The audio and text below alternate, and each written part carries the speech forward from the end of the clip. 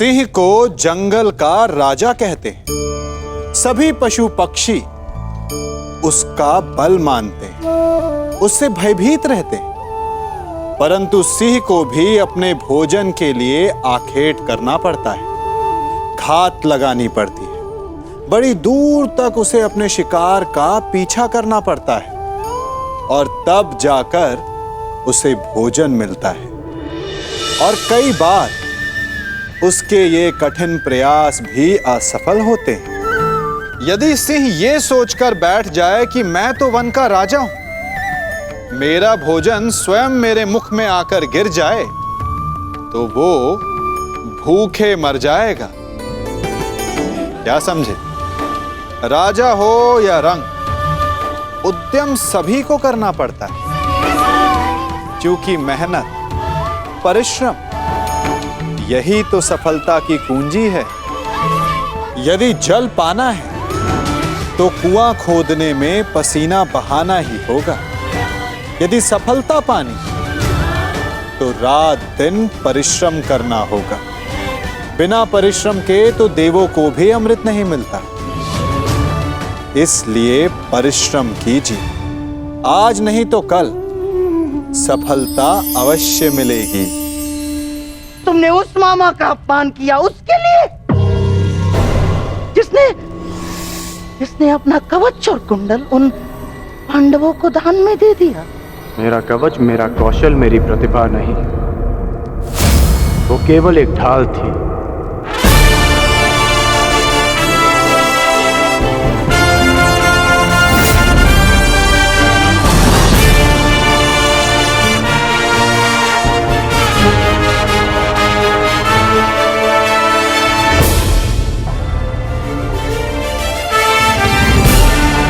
वो दुर्योधन की ढाल मैं हूं, मेरी मित्रता है। और ये मित्रता मेरे लिए मेरे प्राणों से भी अधिक महत्वपूर्ण है। मैंने सदैव अपने मित्र के प्रति अपनी निष्ठा सिद्ध की है और आज भी मैं ऐसा ही करूंगा।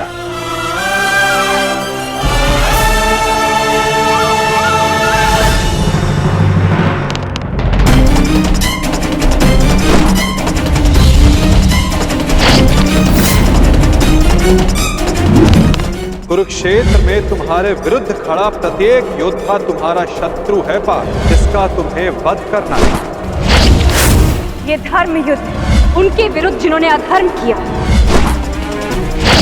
अन्यथा आज तुम भीष्म से भयभीत, भूल गए लक्षाग्रह, कल तुम कर्ण से हो, भूल गए वो द्युत सभा, परसों तुम ये कहोगे कि मैं आचार्य द्रोण का सामना कैसे करूं, भूल गए मेरा चीरहरण करने का प्रयास। यदि ऐसा ही रहा तो कैसे पूर्ण करोगे अपने साथ हुए अन्याय का प्रतिकार? कैसे लोगे पांचाली के अपमान का प्रतिशोध? कुरुक्षेत्र में उनके विरुद्ध जिन्होंने अधर्म का प्रतिशोध।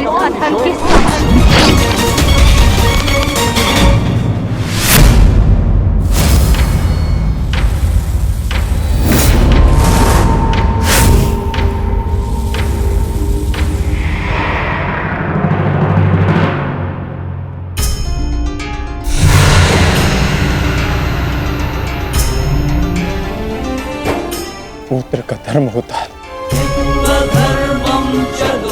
बढ़ती आयु में अपने पितामह को संभालना। मैं युद्ध क्षेत्र में मैं कैसे गिरा सकता हूं? जिन्होंने मुझे धनुष उठाना सिखाया, जिनके कारण आज मैं सर्वश्रेष्ठ धनुर्धर हूं, उन गुरु द्रोण पर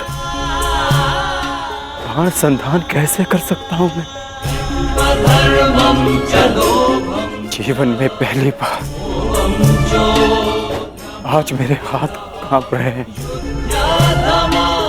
अर्थात ये सब ठीक नहीं, ये सब ठीक नहीं।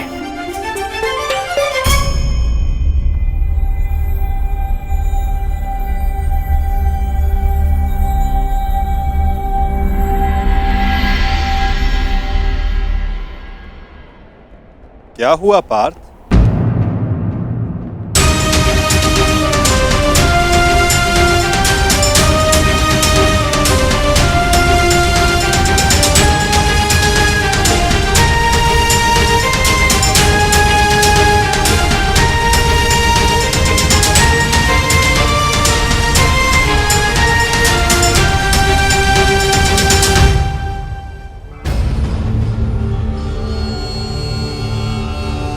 जो अपने दृढ़ संकल्प और अचूक लक्ष्य भेदन के लिए जाना जाता है, जो केवल शब्द सुनकर उसका लक्ष्य भेद कर सकता है, आज वही अर्जुन विचलित है या उसके बाण विचलित है? पार्थ, कुछ कहना चाहते हो?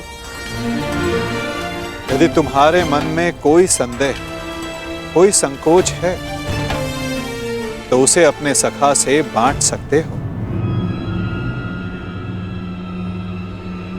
नहीं माधव, ऐसा कुछ नहीं है। आज कुछ अधिक ही थक गया हूं मैं, कदाचित इसीलिए। बड़ी विचित्र बात है, जो अर्जुन इतने वर्षों की कठिन तपस्या में नहीं थका, जो 12 साल के वनवास में और 1 साल के अज्ञातवास में नहीं थका, वो आज केवल एक दिन में थक गया।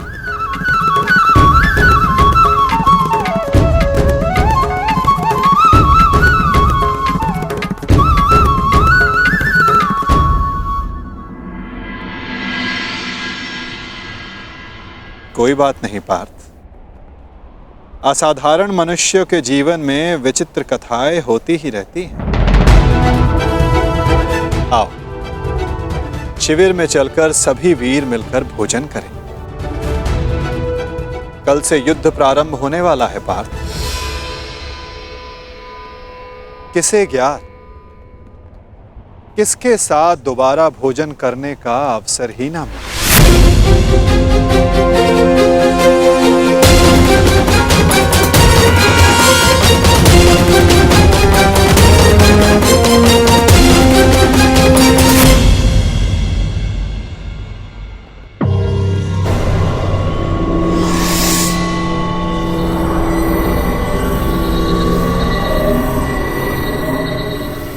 हम सबको यहाँ पे क्यों बुलाया गया है मामाश्री? क्या? मुझे तो लगा कि तुमने हम सबको यहाँ एकत्रित होने का आदेश दिया है।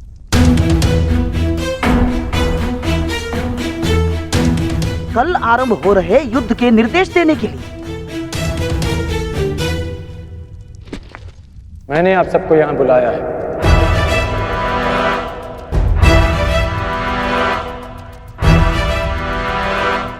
पधारने के लिए धन्यवाद। परंतु तुमने हमें यहाँ क्यों आमंत्रित किया है कर्ण? बताता हूं मित्र, पहले सभा पूर्ण हो जाए।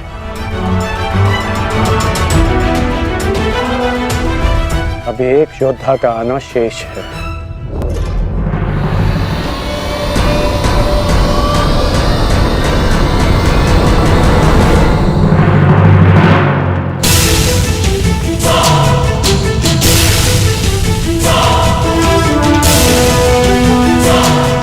इससे पूर्व कि किसी के भी मन में कोई विचार उत्पन्न हो, मैं बता देना चाहता हूं कि मेरे यहाँ आने का कोई उद्देश्य नहीं। मैं यहाँ केवल अंगराज के आग्रह पर उपस्थित हुआ हूं।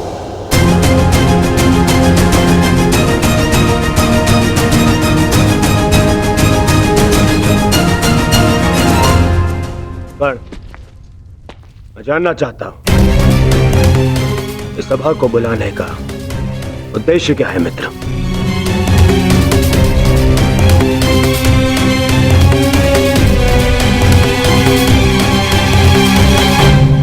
उद्देश्य है युद्ध में विजय।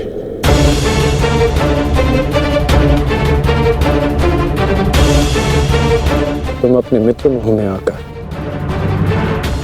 बहुत बड़ा अनर्थ करने जा रहे थे, और एक सच्चा मित्र होने के नाते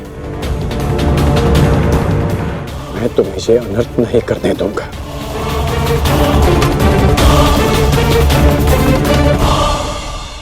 मैं राधेकर्ण आप सबके समक्ष एक प्रस्ताव रखता हूं कि गंगा पुत्र महामहिम भीष्म को फिर से कौरव सेना का सेनापति नियुक्त किया जाए।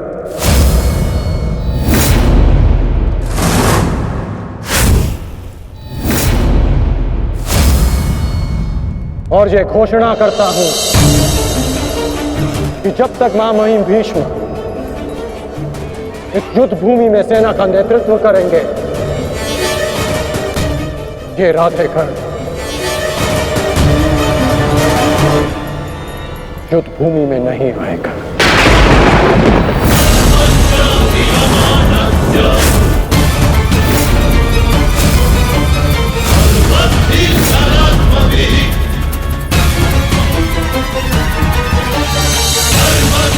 ये तुम क्या कह रहे हो मित्र?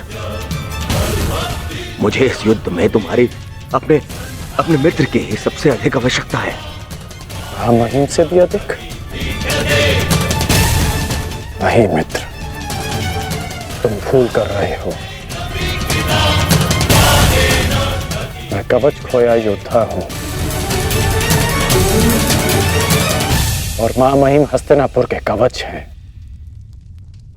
तुम्हें मुझसे अधिक आवश्यकता उनकी है।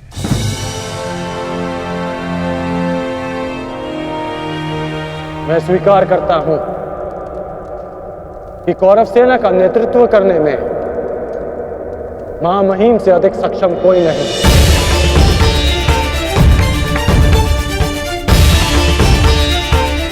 मैं भी नहीं।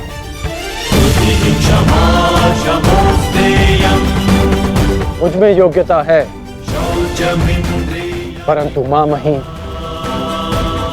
अपने विवेक, धर्म और शौर्य के लिए जाने जाते हैं, और इनके विवेक का मैं भी सम्मान करता हूं। यदि महामहिम मुझे युद्ध से दूर रखना चाहते हैं, तो अवश्य इसके पीछे कोई महत्वपूर्ण कारण होगा जिसमें सबका हित होगा।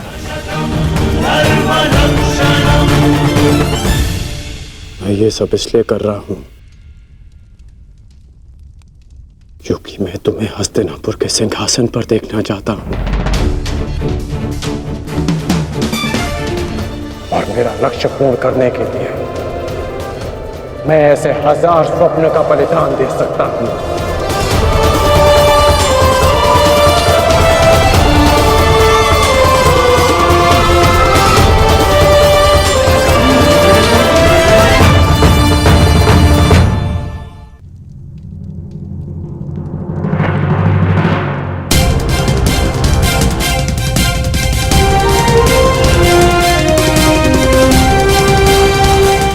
आपके बिना कौरवों की विजय संभव नहीं। अपना पद स्वीकार करें।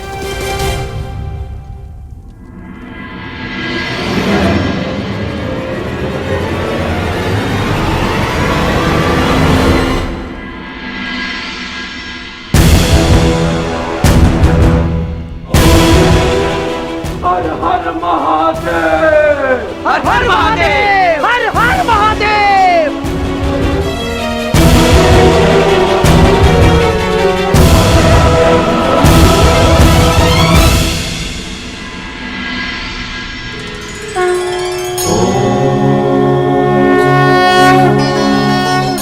आओ हम साथ मिलकर ये अमृत तुल्य भोजन ग्रहण करें, हमें शक्ति मिले, हमारा तेज एक होके बढ़े,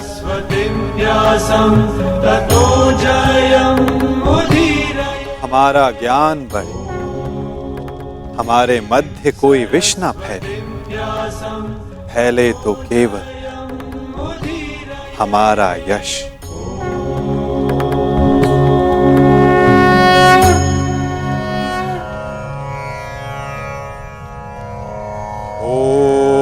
सहनाववतु ॐ सहनाववतु सहनो भुनक्तु सह वीर्यं करवावहे सह वीर्यं करवावहे तेजस्विनाय धीमस्तु तेजस्विनाय धीमस्तु मा विद्विषावहि मा विद्विषावहे।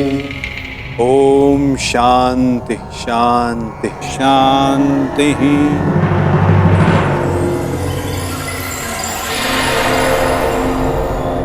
आओ भोजन प्रारंभ करें।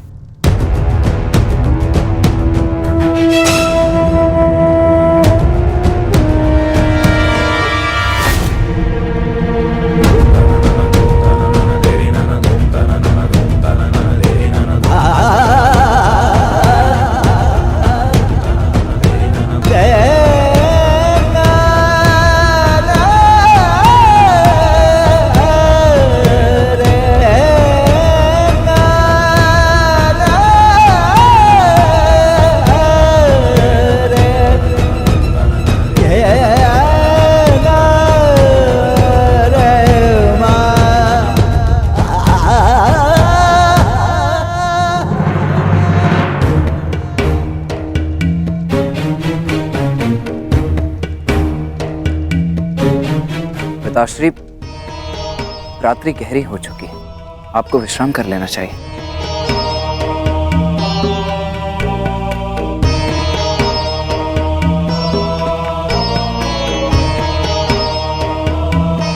विश्राम की आवश्यकता तो तुम्हें है पुत्र।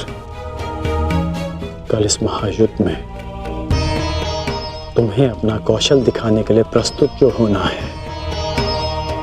कल मेरे लिए बहुत बड़ा दिन है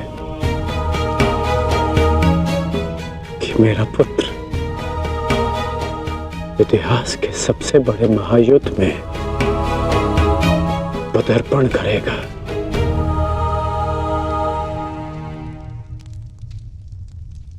मुझे गर्व है तुम पर।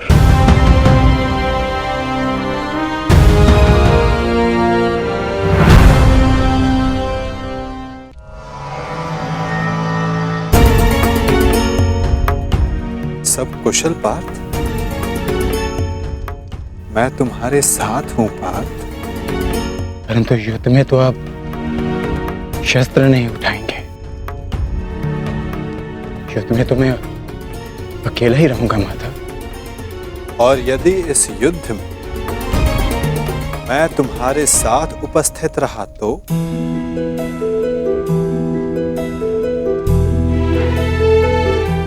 मुझसे अधिक भाग्यवान इस संसार में और कोई नहीं होगा। परंतु मैं जानता हूं मेरी ये कामना अधूरी रह जाएगी। यदि कामना पूर्ण बल से की जाए तो वो अवश्य पूर्ण होती है पार्थ। और यदि प्रार्थना में समर्पण तो वो स्वीकार होती है।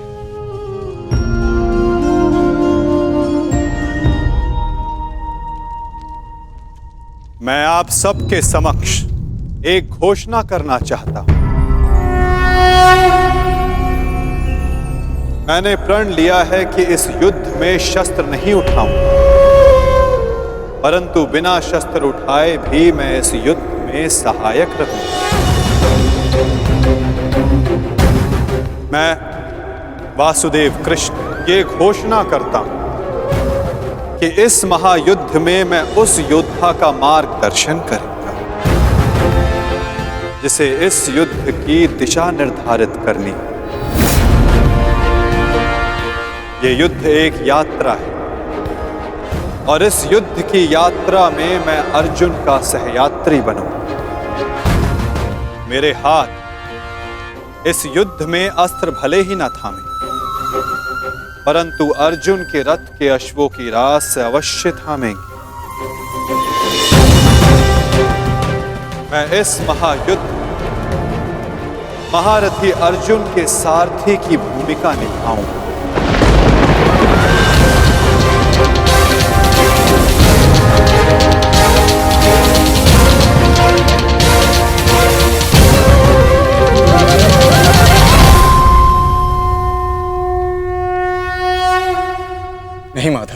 सारथी बनकर आपको आदेश दूं, यह संभव नहीं।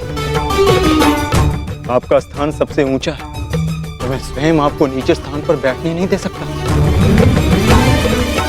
पाल, कौन ऊंचे स्थान पर बैठा है और कौन नीचे स्थान पर, ये तो देखने वाले के दृष्टिकोण पर निर्भर करता है। तुमने कहा कि मैं सबसे योग्य हूं, और जो सबसे योग्य होता है उसका धर्म होता है कि वो अपने से छोटों का मार्गदर्शन करे, और मैं इस युद्ध में यही करूंगा। मैं इस युद्ध में तुम्हारा सारथी इसलिए बनूंगा, यदि तुम अपने लक्ष्य के मार्ग से भटक जाओ तो पुनः तुम्हें तुम्हारे लक्ष्य के मार्ग पर ला सकूं।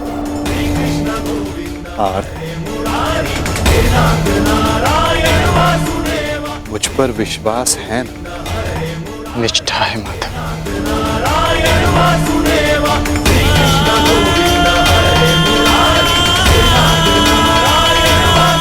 आज मैं धन्य हो गया,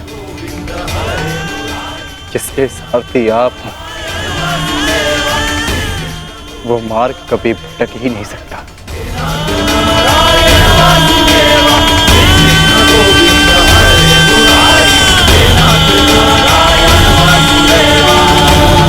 पिताश्री, मैं जाने से पूर्व आपको एक वचन देना चाहता हूं।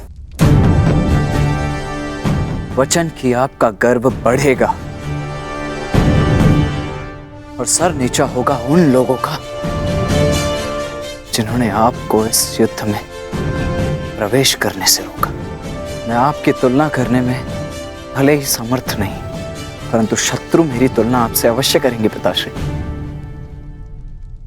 वचन देता हूं पिताश्री की वृषसेन के धनुष से निकले हर एक बाण पर अंगराज कर्ण के कौशल का चिन्ह होगा। मेरे हर एक प्रहार पर आपके परिवर्तन की छाप होगी पिताश्री।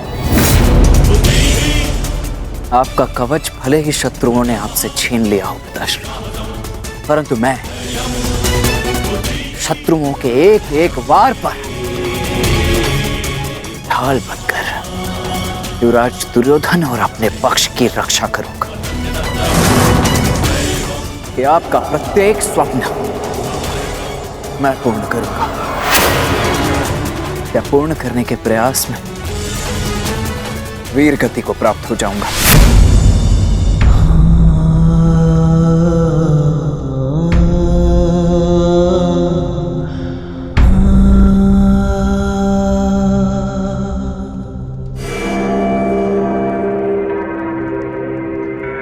द्रोण शिष्य अर्जुन, द्रोण शिष्य अर्जुन के मन में मैं ये प्रश्न उत्पन्न कर दूंगा पिताश्री की, यदि अंगराज कर्ण का अंश उन पर इतना भारी पड़ रहा है तो तब क्या होगा जब स्वयं अंगराज कर्ण से उनका सामना होगा।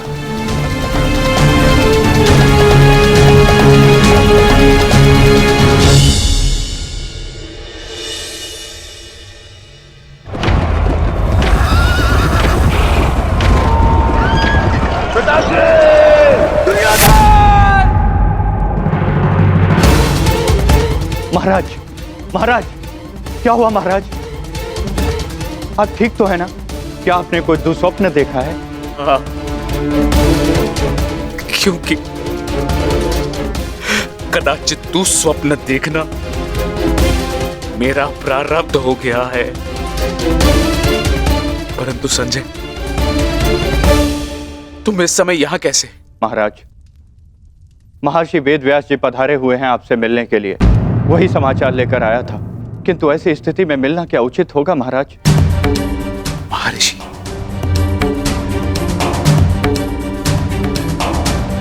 अवश्य ही कुछ उचित सोचा होगा, तभी पधारे हैं। उन्हें सादर अंदर ले आओ संजय। जैसी आज्ञा महाराज।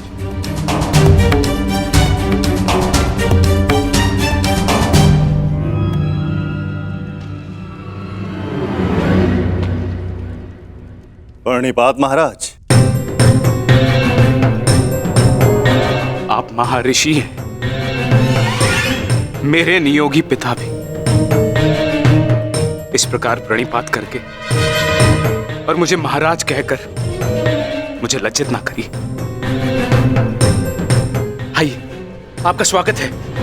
आइए आइए। मैं यहां अपने नियोगी पुत्र से मिलने नहीं, अपितु हस्तिनापुर नरेश को चेताने आया हूं।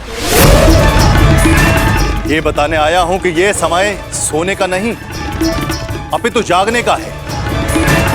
इस महायुद्ध को रोकने का है। यह इस महायुद्ध से पूर्व की अंतिम रात्रि है। इस महायुद्ध को रोकने का प्रयत्न कीजिए महाराज। यदि एक बार यह युद्ध आरंभ हो गया तो इस अनर्थ को रोकना असंभव हो जाएगा। सहस्त्रों निर्दोष अपने प्राण गंवा बैठेंगे, अनेकों परिवार सदैव के लिए नष्ट हो जाएंगे। ये महाविनाश रोकना केवल आपके हाथों में। जो पिता अपने पुत्र पर जीवन भर नियंत्रण ना रख सका, वो इस विभीषिका को रोकने का बीड़ा कैसे उठा सकता है? यह युद्ध निश्चित है महर्षि। इस युद्ध को रोक पाना हम मेरे बस की बात नहीं। मुझे क्षमा कर दीजिए। मैं तो कदाचित आपको क्षमा कर दूं, किंतु इतिहास आपको कभी क्षमा नहीं करेगा।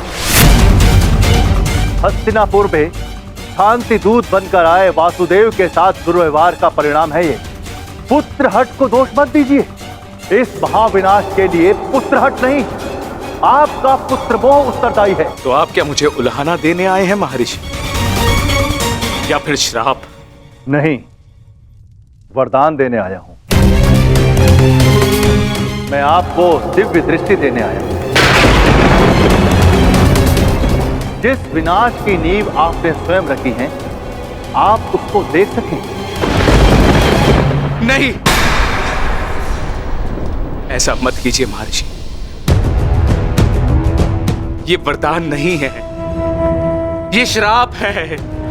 अरे जिस पिता ने अपने पुत्रों को घुटनों के बल चलते नहीं देखा, अरे वो पिता अपने पुत्रों को घुटनों के बल अपने प्राणों की भीख मांगते कैसे देख सकता है?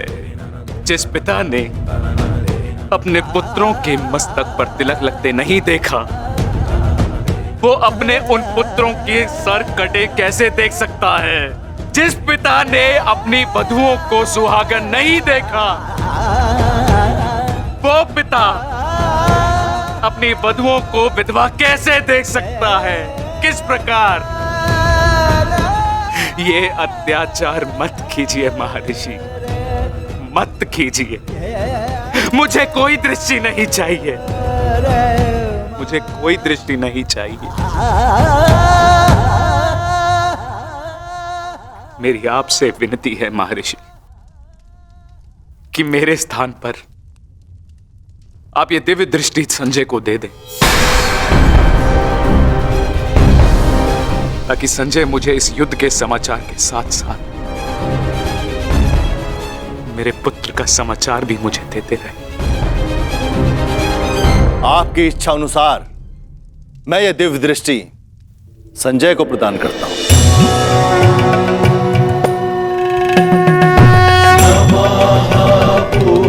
पुराणकाराय व्यासाय जयकारिणे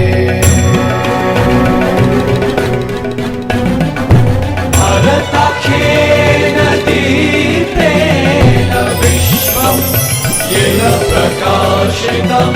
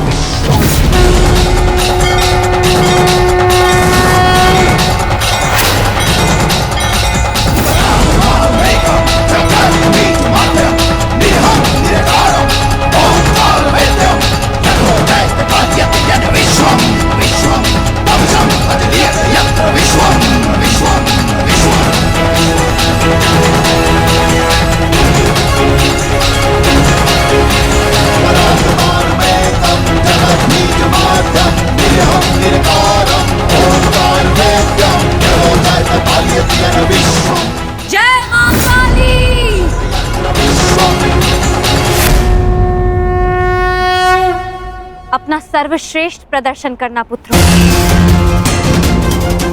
अपने पिताओं की प्रतिज्ञा को स्मरण रखना और अपनी माता के अपमान को मत भूलना।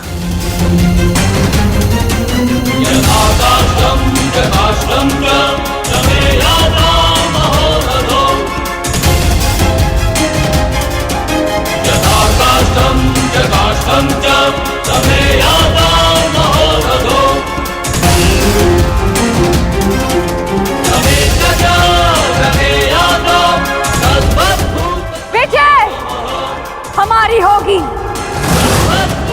हर हर महादेव, हर हर महादेव, हर हर महादेव।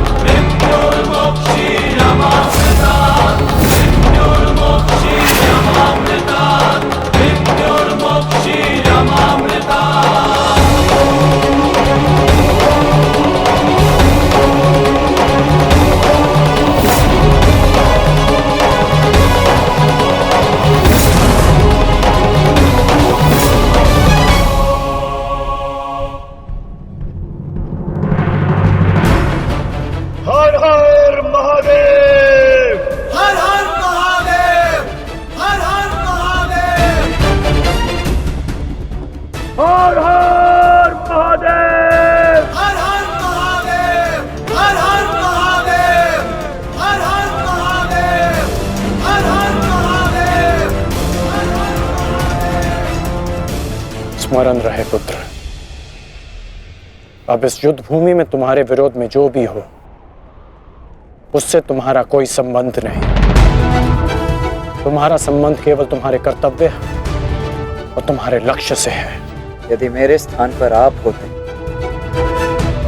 तो क्या आपके लिए ये स्वीकार कर लेना इतना ही सरल होता पिताश्री? सत्य कहूं तो सरल नहीं होता, विशेषकर तब जब मुझे ज्ञात हो गया है कि पांडवों से मेरा रक्त संबंध है। किंतु पुत्र, मैंने सदैव एक बात को माना है कि आपको आपके वचन पर अडिग रहना चाहिए। तुमने युद्ध चुना है, परंतु युद्ध क्या परिणाम चुनेगा ये उसका अधिकार है। तुम्हारा अधिकार केवल अपने कर्म और अपने कर्तव्य पर है। इस युद्ध में अपना सर्वश्रेष्ठ प्रयास करना।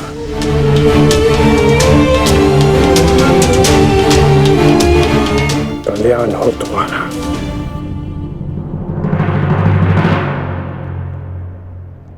हर हर महादेव, हर हर महादेव, हर हर महादेव।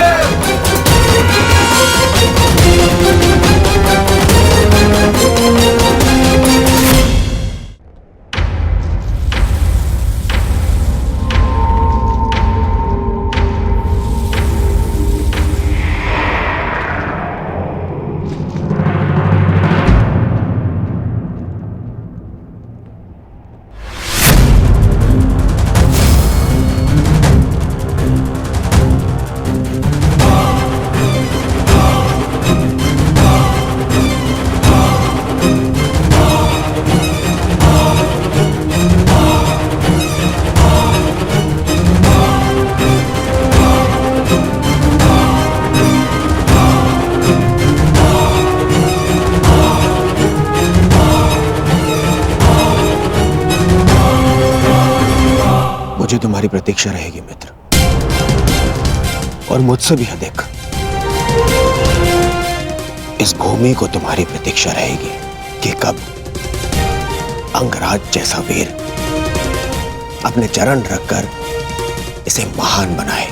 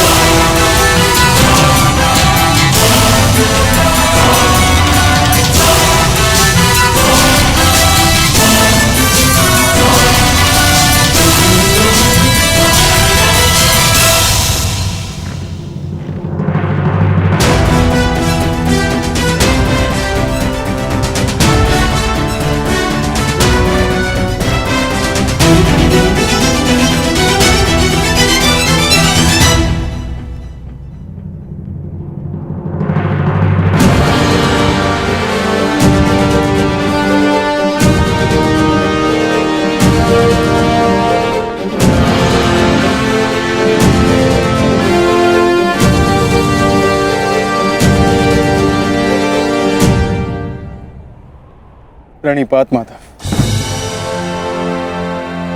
कल्याण वस्तु। आओ पार्थ, रथ पर आरूढ़ हो जाओ।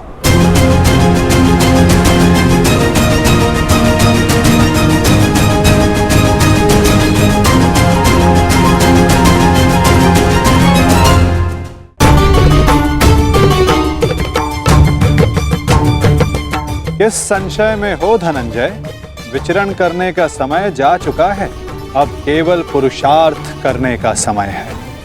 मुझे ज्ञात है माता, परंतु किंतु परंतु मोल भाव, ये लक्षण व्यापारियों के होते हैं पार्थ। धर्म युद्ध के योद्धाओं के लिए ये शब्द निरर्थक हैं। पाप नाशनी गंगा बहती जाती है किंतु परंतु नहीं करती, अंधकार नाशक सूर्य किंतु परंतु नहीं करता,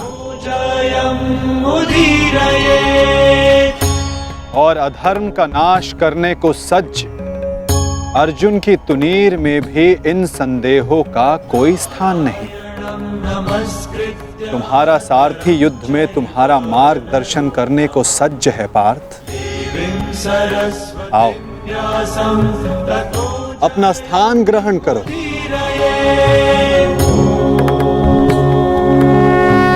कुरुक्षेत्र की युद्ध भूमि तुम्हें पुकार रही है पार्थ। मुझ पर विश्वास रखो। आपसे अधिक विश्वास तो मुझे स्वयं पर भी नहीं है माधव। और मेरे लिए महत्वपूर्ण ये है कि तुम स्वयं पर विश्वास रखो।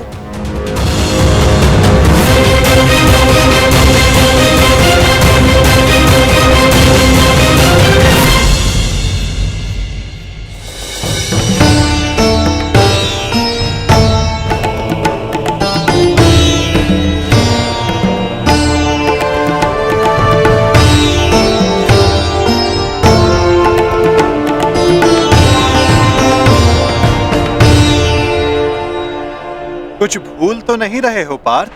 क्या माधव? भ्राता भीम को वीर हनुमान ने इस युद्ध में आप सबकी सहायता करने का वचन दिया था। उनका साथ आप सबको साहस, शक्ति और निडरता देगा। बजरंग बली का आवाहन करो पार्थ।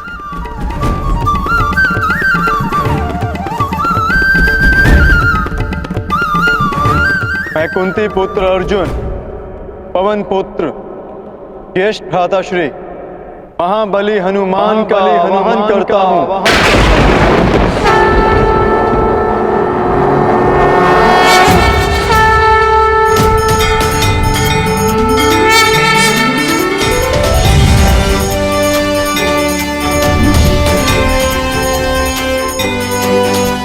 हे महाबली हनुमान, मेरे रथ के ध्वज पर विराजमान हुई। अंजनी गर्भ संभूता कपिंद्र सचिपुत्रम, अंजनी गर्भ संभूता कपिंद्र सचिपुत्रम, राम प्रिय नमस्तुभ्यं। बजरंग बली पधार गए।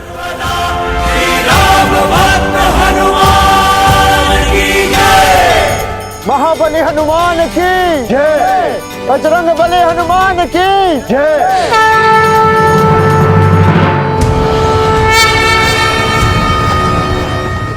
युद्ध का पहला दिन।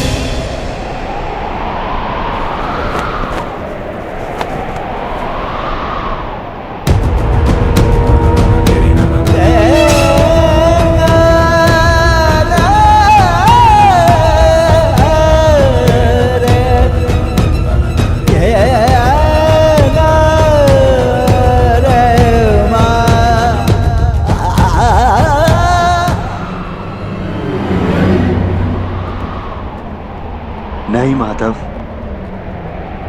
अभी नहीं।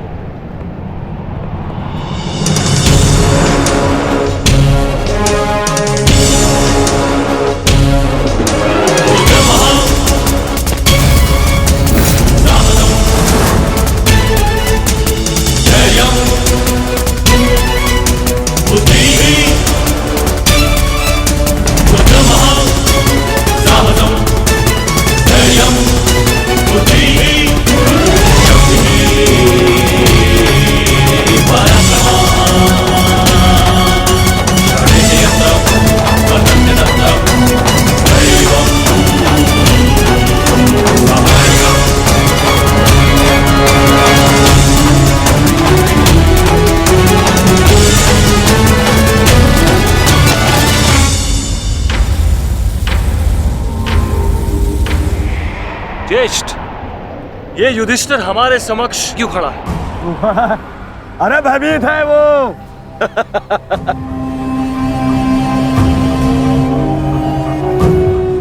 हमारी सेना को देख के कदाचित भयभीत हो गया है ये युधिष्ठिर।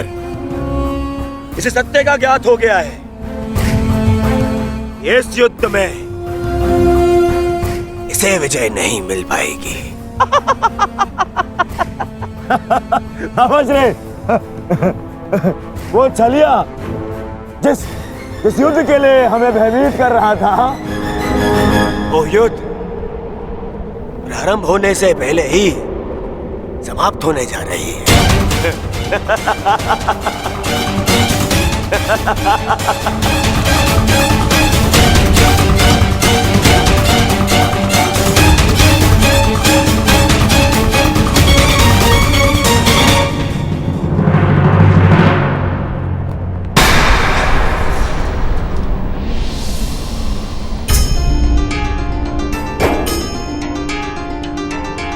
प्रणिपात पितामह।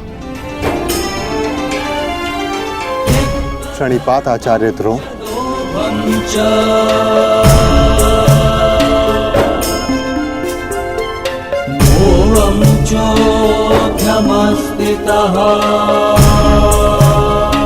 और उन सबको भी प्रणिपात जो आयु में, ज्ञान में, अनुभव में मुझसे बड़े।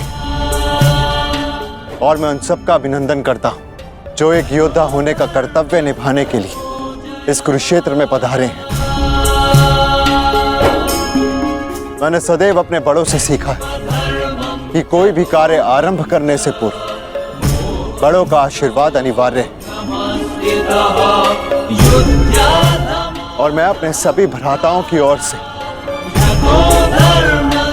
पितामह आचार्य द्रोण के साथ सभी बड़ों से आशीर्वाद देने की प्रार्थना करता हूं।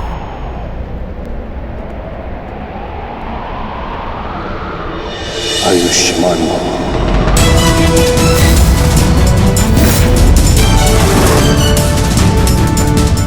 तुम्हें अपने पराक्रम का फल प्राप्त हो युधिष्ठिर।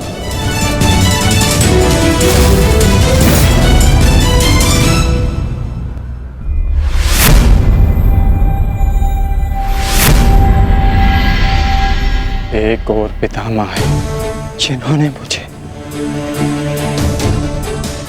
जीवन का मूल्य समझाया, और दूसरी ओर गुरुद्रोण जिनकी दी हुई शिक्षा ने अर्जुन से धनंजय बनाया।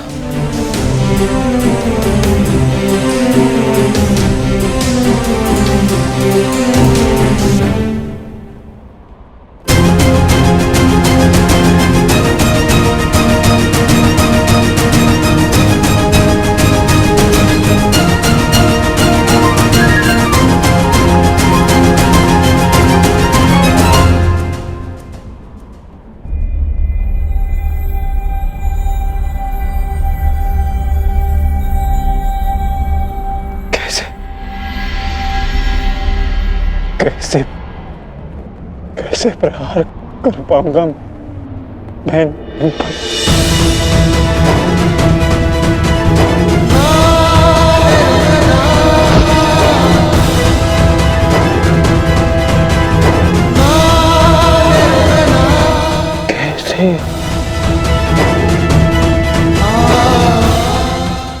कैसे प्रहार कर पाऊंगा इन पर?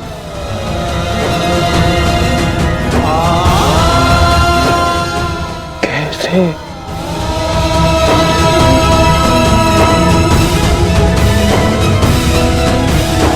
क्या हुआ पार्थ?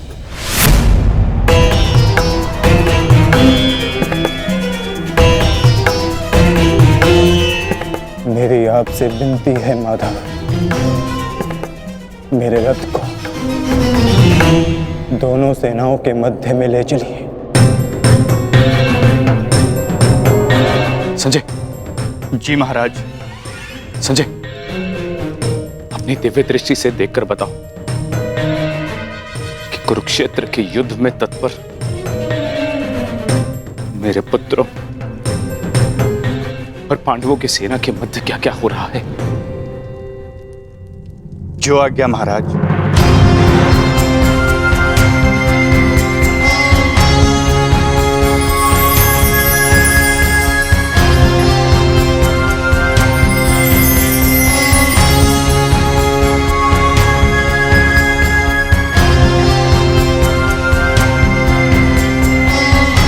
गांडीवधारी राजकुमार अर्जुन के सारथी बने वासुदेव श्री कृष्ण से राजकुमार अर्जुन रथ को दोनों सेनाओं के मध्य में ले जाने की आग्रह कर रहे हैं महाराज।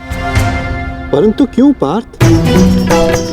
ये समय तो दूसरे पक्ष की सेना को तहस नहस कर देने का है, फिर क्यों तुम रथ को दोनों सेनाओं के मध्य में ले जाने की विनती कर रहे हो? युद्ध से पूर्व मैं दोनों सेनाओं का निरीक्षण करना चाहता हूं। क्या तुम वही अर्जुन हो पार्थ, जिसे लक्ष्य संधान के समय पेड़ से बंधी चिड़िया की आंख के अतिरिक्त और कुछ नहीं दिखाई देता था, और आज वही अर्जुन पूरी रणभूमि का निरीक्षण करना चाहता है? बड़ी विचित्र बात है। हाँ माधव,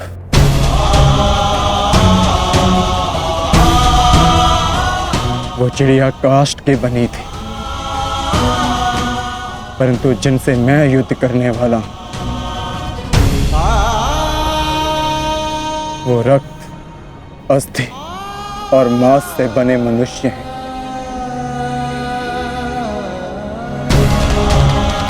जिनमें प्राण है, और सबसे बड़ी बात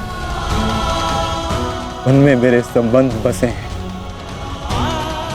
युद्ध आरंभ होने से पूर्व मैं ये देख लेना चाहता हूं कि किसके वध से धर्म की स्थापना होगी और किसकी मृत्यु से मन में अधर्म का अनुभव होगा। और इस युद्ध के पश्चात मैं क्या पाने वाला हूं और क्या खोने वाला हूं।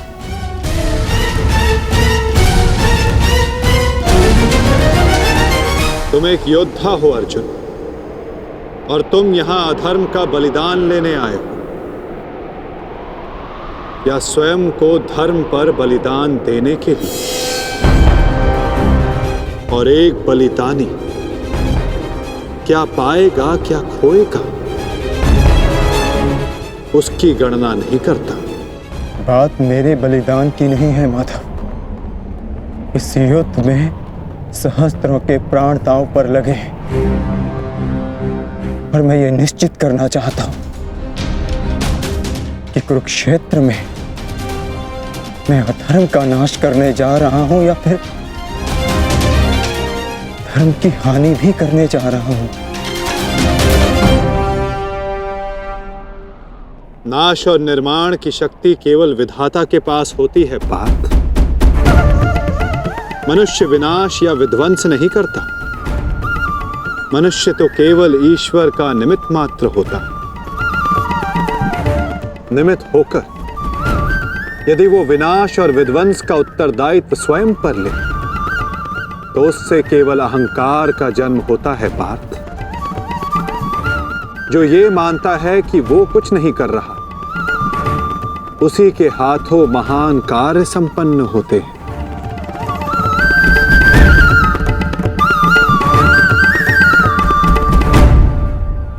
परंतु मैं तुम्हारी कामना अवश्य पूर्ण करूंगा पार्थ, क्योंकि बलिदान भी एक प्रकार का दान होता है, और जिस दान को देने से पूर्व हाथ कांपे वो दान फलदायी नहीं होता।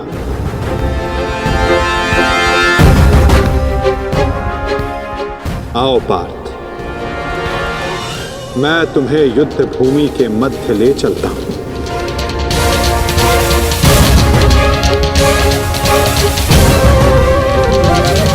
आओ पार्थ, मैं तुम्हें युद्ध भूमि के मध्य ले चलता हूं।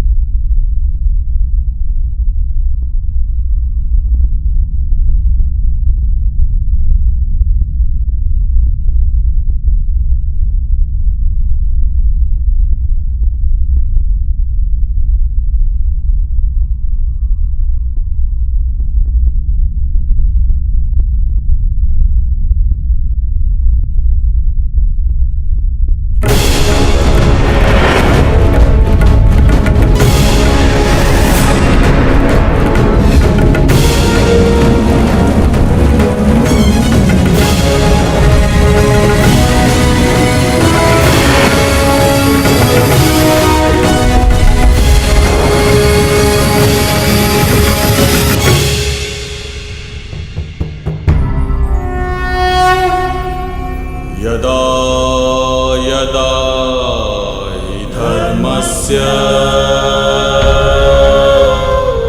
ग्लानिर्भवति भारत अभ्युत्थानं धर्मस्य तदात्मानं सृजाम्यहम्। जिस प्रकार तुम कर्तव्य और कर्म के मध्य खड़े हो, उसी प्रकार तुम अब दोनों सेनाओं के मध्य खड़े हो पार्थ।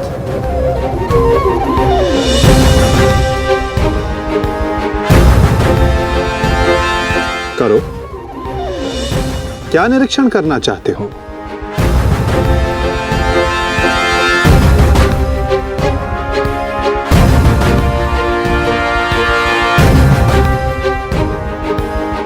क्या हुआ पार्थ?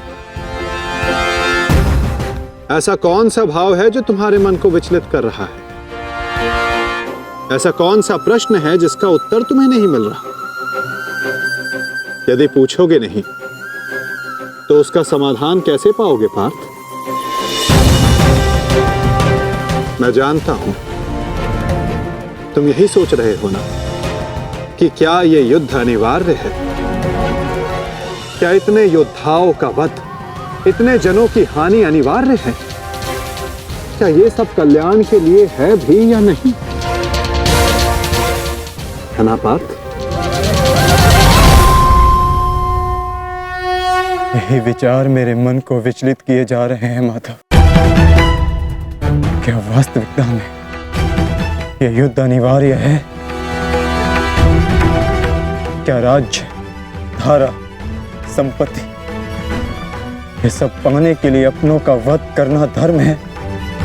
क्या एक योद्धा का यही कर्तव्य है? बताइए, उत्तर दीजिए माधव। उत्तर तुम्हें अवश्य मिलेगा पार्थ कि इस युद्ध में धर्म की ओर कौन है और अधर्म की ओर कौन। मैं तुम्हें अवश्य दिखाऊंगा।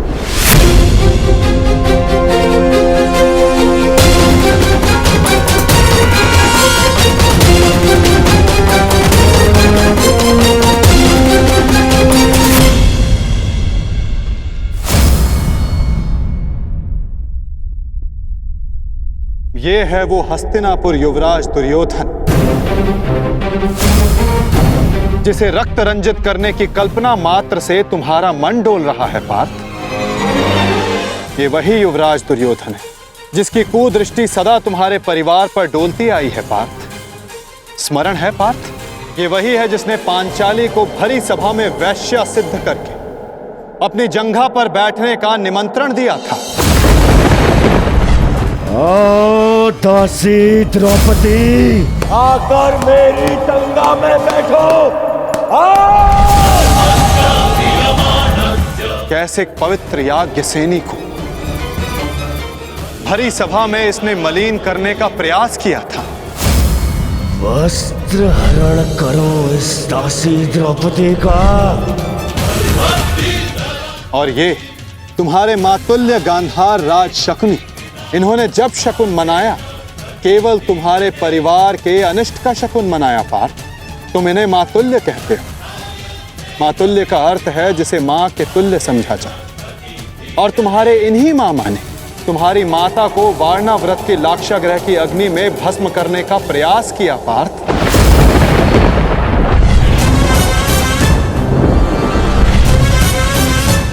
और वो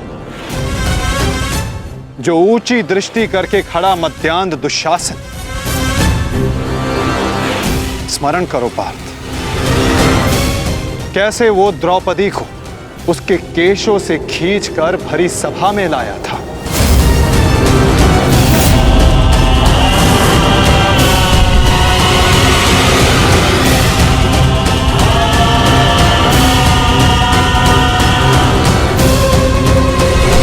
कैसे याज्ञ सैनी को भरी सभा में निर्वस्त्र करने का प्रयास किया था इसने।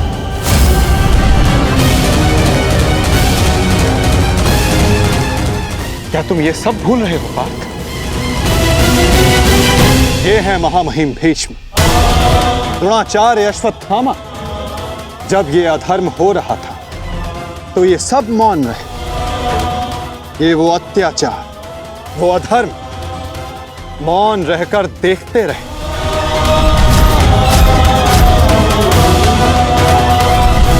स्मरण करो वो वनवास, वो अज्ञातवास जिसने तुम्हें तुम्हारा पौरुष त्याग कर बेहनल्ला बनने को विवश किया।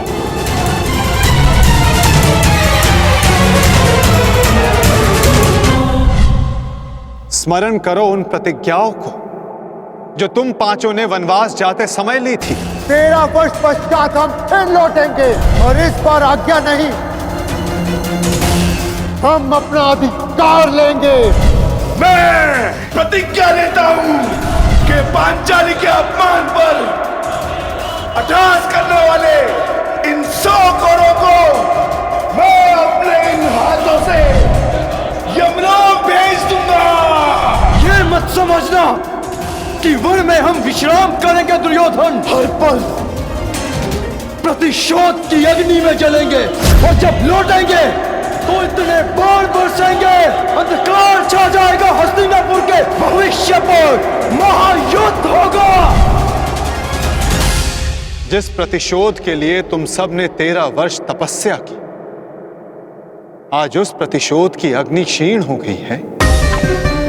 जिन अस्त्रों को तुमने इस युद्ध के लिए सहेजा, क्या उन अस्त्रों को संधान करने का संकल्प तुम्हारा हृदय त्याग चुका है पार्थ?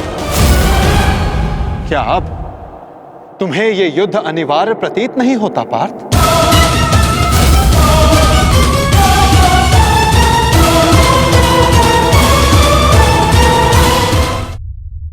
आज उस प्रतिशोध की अग्नि क्षीण हो गई है।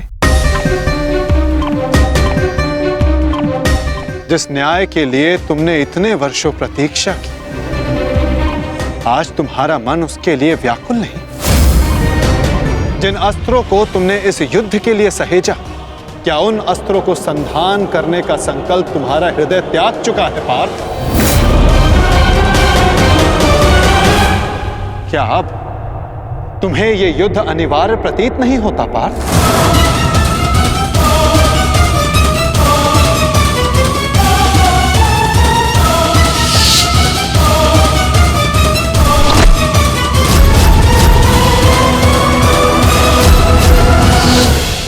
हाँ माता,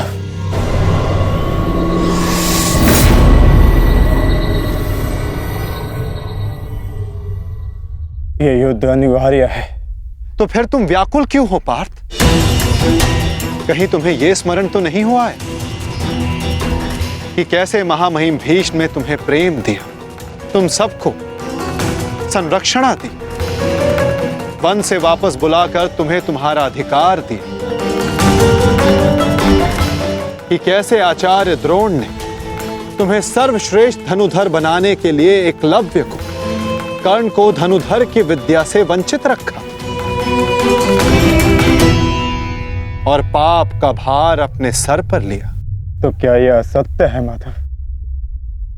क्या उन्होंने ये सब नहीं किया? क्या उनका वध करना धर्म है? मेरे पक्ष का क्या? वहां के निर्दोष भी इस युद्ध में मारे जाएंगे।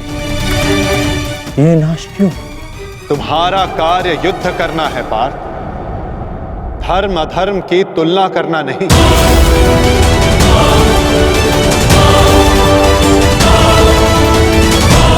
और केवल विपक्ष ही नहीं, तुम्हारा स्वयं का पक्ष भी तुम्हें दुर्बल बना रहा है। वहां भी सर्वत्र धर्म नहीं है पार्थ।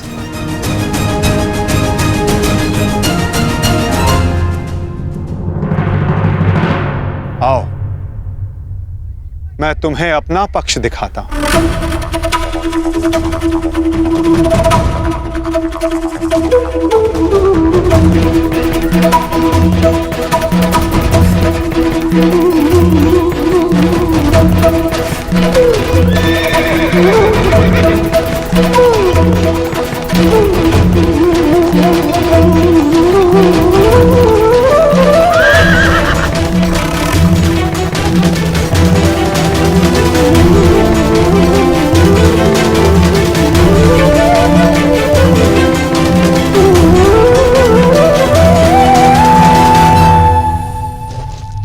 देखो अपने भ्राता युधिष्ठिर को,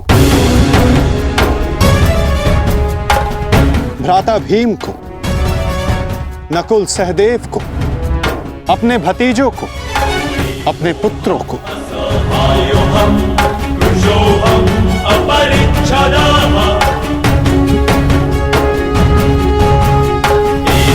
तुम्हें क्लेश है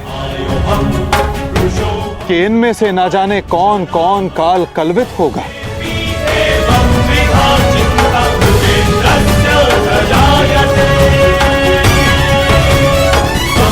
इनकी मृत्यु की संभावना तुम्हारे मन को दुर्बल बना रही है पार्थ।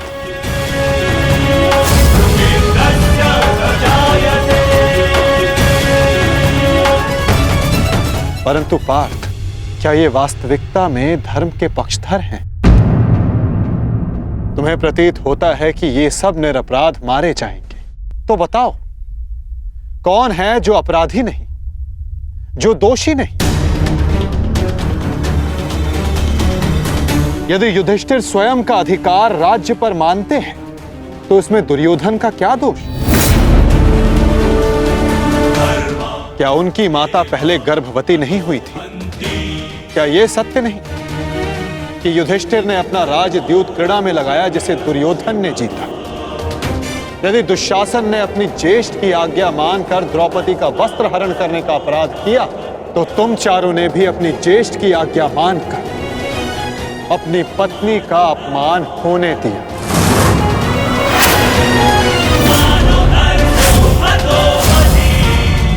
जिस कर्ण ने अपने कौशल से अपनी श्रेष्ठता सिद्ध की, उसे बार बार सूत पुत्र कहकर पुकारना क्या भीम का अपराध नहीं था? द्यूत क्रीड़ा के नियम जानते हुए भी युधिष्ठिर ने उसका प्रस्ताव स्वीकार किया। क्या यह युधिष्ठिर का अधर्म नहीं था? तो बताओ पार्थ, कहां धर्म है और कहां अधर्म? कौन दोषी है और कौन निर्दोष? बोलो पार्थ।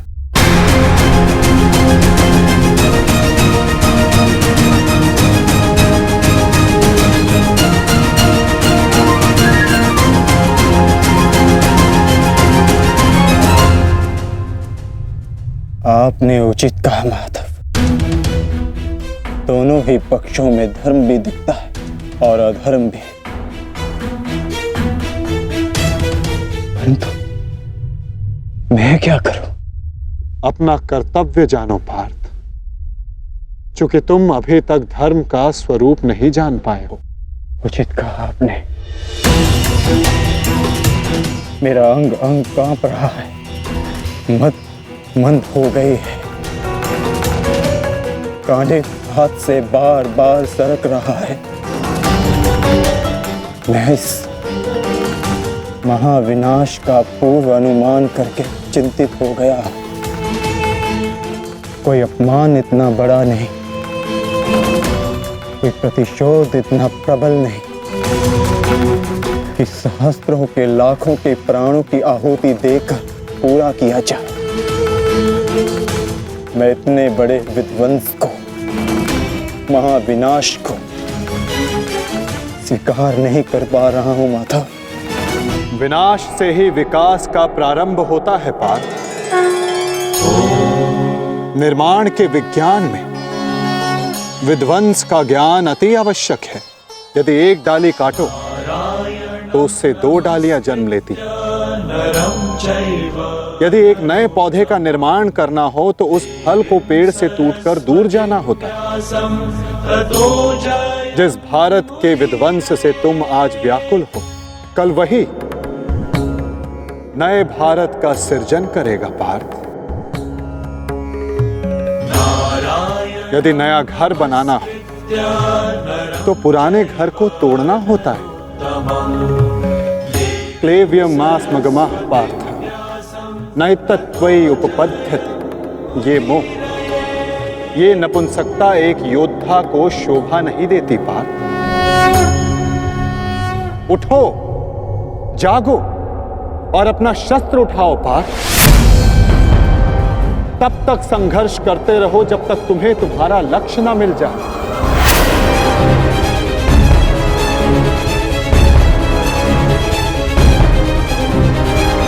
शस्त्र उठाओ? कैसे कैसे शस्त्र उठाऊं माधव?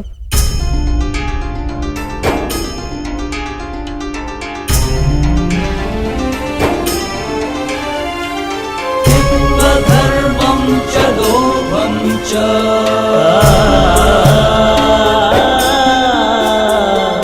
मोहं चोऽध्यमस्थितः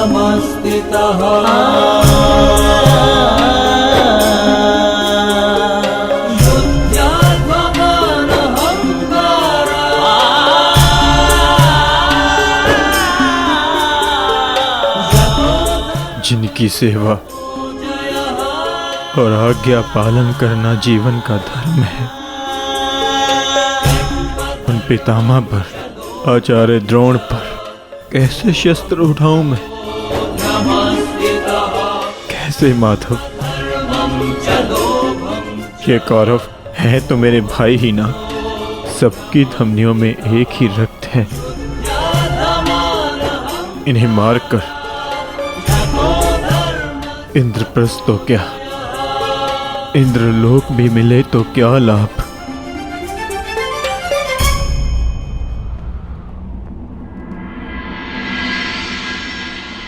मनुष्य पौरुष करता है ताकि उसका भविष्य बन सके, कर्म करता है ताकि उसकी संतान सुखी रह सके। ऐसे शौर्य का क्या लाभ जिससे उसका भविष्य नष्ट हो जाए, उसकी संतान कलवित हो जाए। इन लाखों सैनिकों को देखिए माता, इनमें से कितने सुरक्षित अपने घरों को लौटेंगे, कितनों की पत्नियां सुहाग का चिन्ह धारण करेंगी, कितने बालक अनाथ होंगे।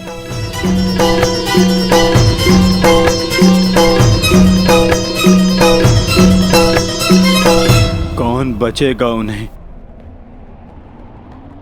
धर्म और भविष्य सिखाने के लिए? मैं देख रहा हूं माता, इस धर्म युद्ध के पश्चात अधर्म और भी बढ़ेगा।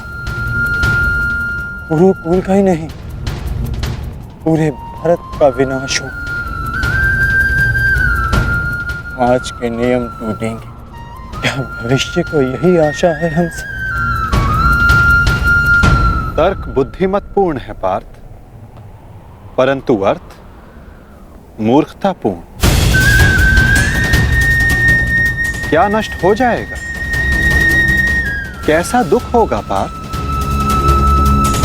यदि वृक्ष के कुछ पत्ते झड़ जाएं, तो वो दुख का कारण नहीं होते पार्थ। पत्तों के जन्म का तात्पर्य वृक्ष को जीवन देना होता है, स्वयं का जीवन जीना नहीं। ठीक उसी प्रकार मनुष्य का जीवन और मरण, उसका केवल एक ही लक्ष्य होता है पार्थ, समाज में सुख, समाज में धर्म स्थापना। और आज ये समाज तुमसे यही युद्ध मांग रहा है, युद्ध मांग रहा है, युद्ध मांग रहा है, युद्ध मांग रहा है।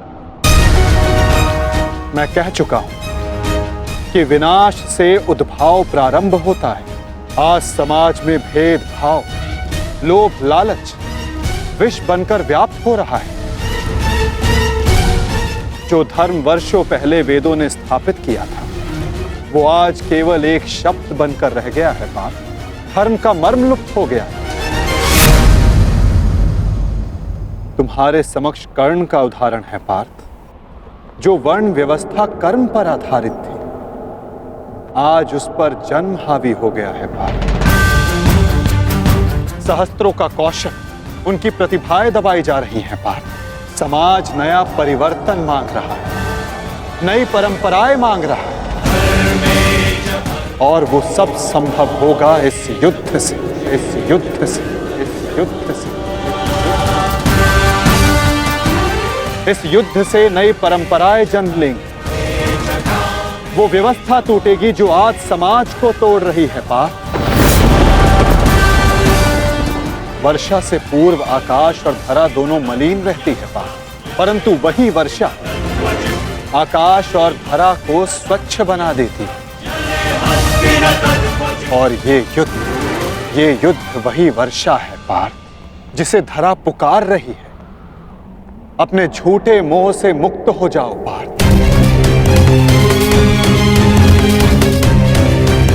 और अपने वास्तविक लक्ष्य को पहचानो। समग्र मानव समाज के लाभ का विचार करके उठाओ अपना शस्त्र, उठो और गांडीव की तनकार से बता दो समस्त संसार को कि परिवर्तन आ रहा है। अपने बाणों से तोड़ डालो इस व्यवस्था को और जन्म दो नूतन परंपरा को पार्थ। यही धर्म है।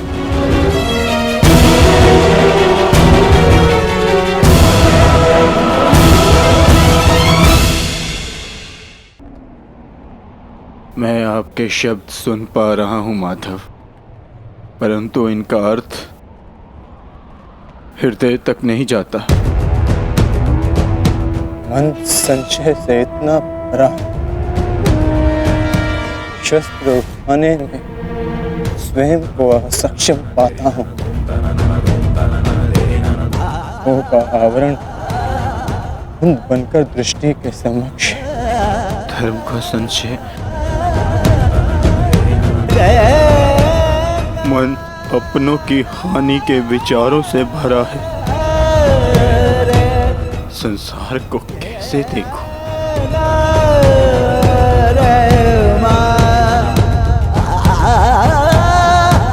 आप मेरे सारथी हैं माधव, इस युद्ध में ही नहीं, जीवन के मार्ग में भी।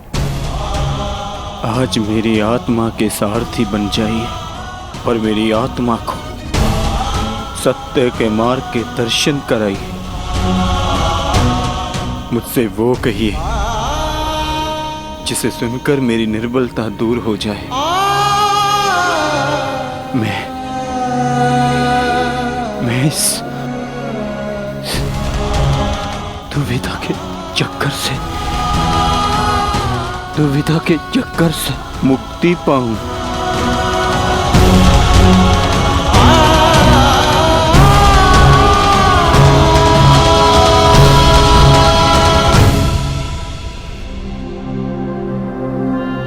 पार्थ,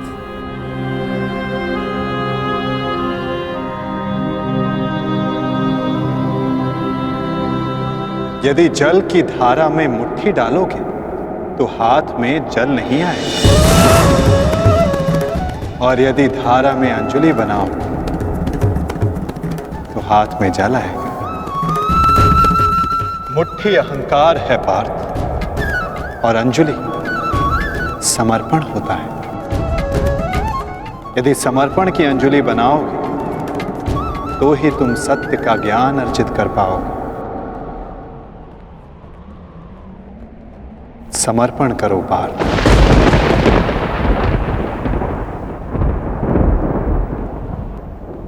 मैं समर्पण करता हूँ, समर्पण करता हूँ, समर्पण करता हूँ, समर्पण करता हूँ।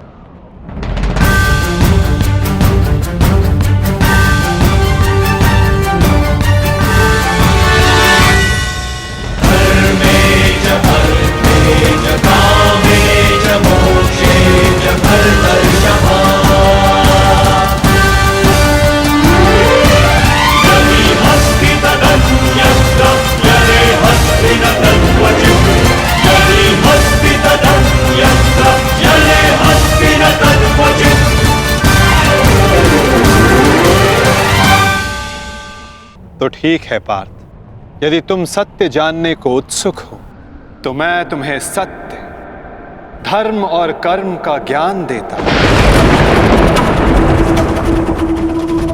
मैं तुम्हें धर्म और कर्म का मर्म समझाता हूं पार्थ। मैं तुम्हें वो ज्ञान देता हूं जो मानवता को चिरकाल तक उनका मार्गदर्शन करता रहेगा, उसका सहयात्री और सारथी बनेगा।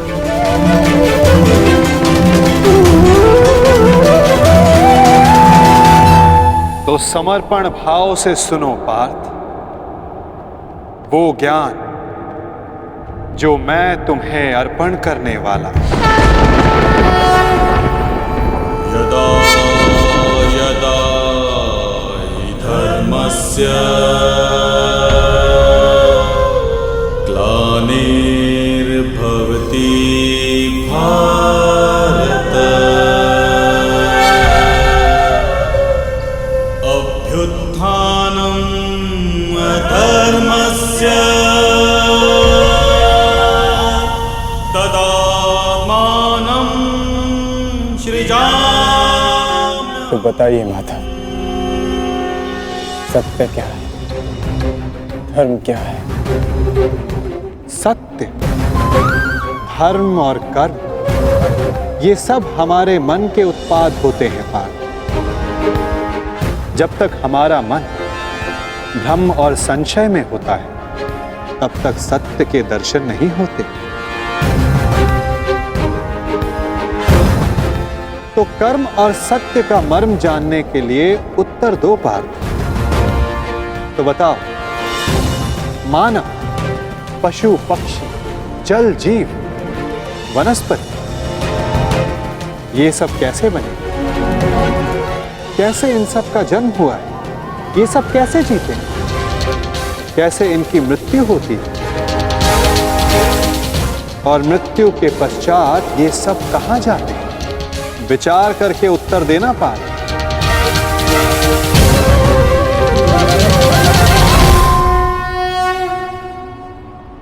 क्योंकि इसी प्रश्न में तुम्हारे भ्रम का उत्तर छिपा हुआ है। तो बताओ। देह मिट्टी से बना है माधव, वायु श्वास बनकर उसे जीवन देती है, अग्निताप बनकर उसे चलाता फिराता है, जल रक्त और मज्जा से बनकर उसे जीवित रखता है, और आकाश देह के रिक्त स्थानों में उपस्थित रहता है। इसी प्रकार इन्हीं 5 महाभूतों से देह का निर्माण हुआ है माधव, और मृत्यु के पश्चात इन्हीं 5 भूतों से इसका विलय हो जाता है।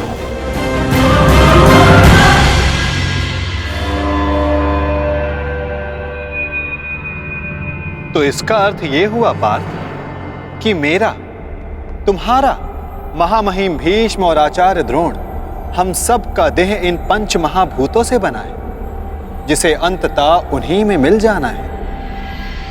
तो मोह किसका पार्थ? इस माटी से बने देह का।